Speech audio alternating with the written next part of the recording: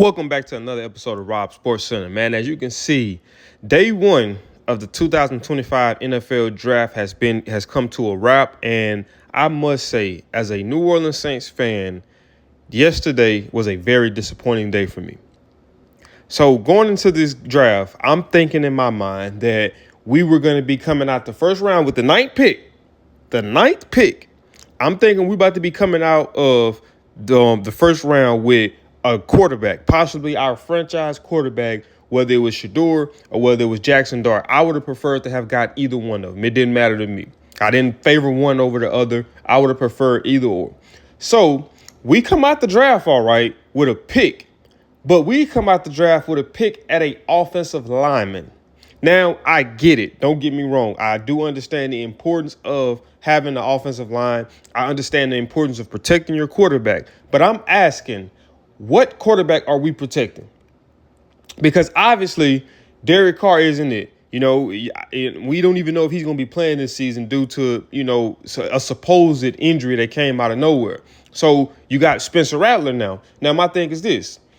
You could never go wrong with having Spencer Rattler and then possibly having another quarterback in a Jaxson or in a Shedeur Sanders, just say if Spencer Rattler doesn't pan out. Now, I think that from what I've seen, Spencer Rattler has potential, obviously, right? But you have to look at the situation now. So now he's going to be thrust into a situation where he's expected to get results immediately now, because if Derek Carr doesn't play this year, then obviously Spencer Rattler is the next guy up. So you got to think about the limited amount of reps he had last year. He would play one game, then the next thing you know, they'll have him sit in the next game behind the other quarterback, and then Derek Carr decides he wants to come back. So they never fully allow for him to get into rhythm or to really gain any confidence to transition over into success over, week after week after week. And I'm not against that. I'm gonna be honest with you, because I do think that Spencer Rattler has potential. But my thing is this, right?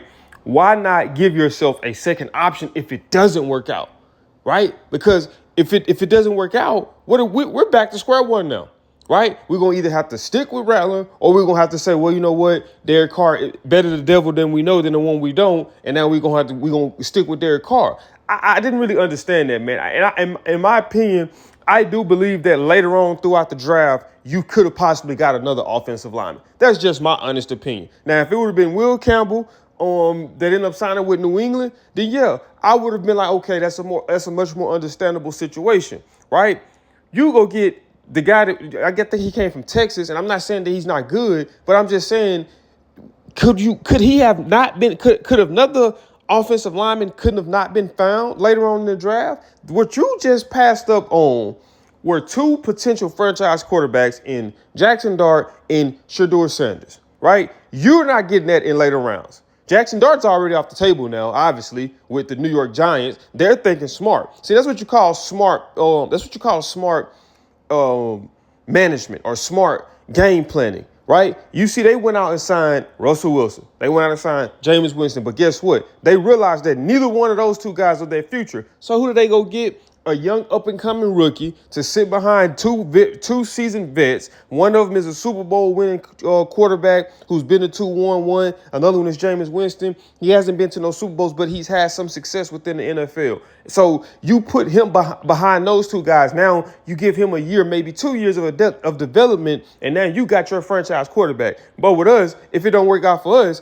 we right back to square one again. So I'm not understanding the decision on that right there, to go take an offensive lineman over a quarterback, because at the end of the day, who is he protecting? Who is he protecting? You can give Derek Carr pretty much all the time, all the time all the time he needs, and the results aren't going to change, man. We've seen it when he was with Las Vegas, and now we've seen it over the course of the last 2 years with the Saints. You look at week 1, they beat the Panthers. He's confident. You look at week 2, we beat the Cowboys. He's confident, right? You go up against two horrible defenses back to back. Now you run up on stellar competition. Where all the confidence go now? Where all the trash talking go now? Where all the hype and jumping up and down go now, right? So to me, that was one of the craziest. Like, I stopped watching the draft after pick 9. After we selected that offensive lineman, I stopped watching the draft. I knew that the Saints could possibly fumble the bag. I didn't know that it was going to be to this degree, though. This was very crazy, man. And then you look at offseason acquisitions. You know, we signed Justin Reed. I do like that, adding the safety to that defense. We signed Chase Young. I wasn't necessarily the fondest of it, but as I've had time to sit on it, I'm not necessarily mad with it. He's a younger guy. He's kind of been injured in coming into the league, so he hasn't really fully showcased what he can do. So there's potential there. I give him that one. You look at us going to go get Brandon Cooks. I'm 50-50 with that. Like, honestly, I'm 50-50. I think Brandon Cooks is still a good receiver.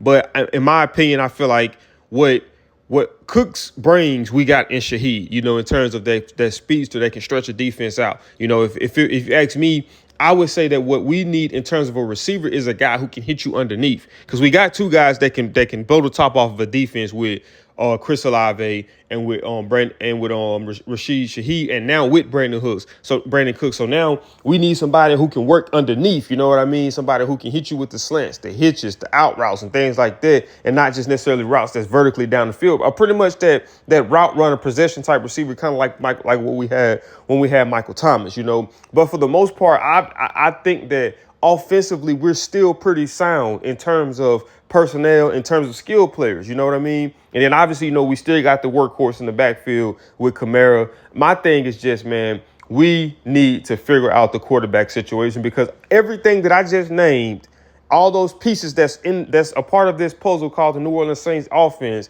it does not matter if we cannot figure out the situation in terms of our quarterback. Who is the quarterback? And it's not just the quarterback of this year, but who's the quarterback of our future? We have not made the playoffs since Drew Brees has retired. And as a Saints fan, that's very aggravating. That's very frustrating, because you come from being conditioned. The biggest question every year when we had Drew Brees was, were we going to the Super Bowl? It was never if we was making the playoffs.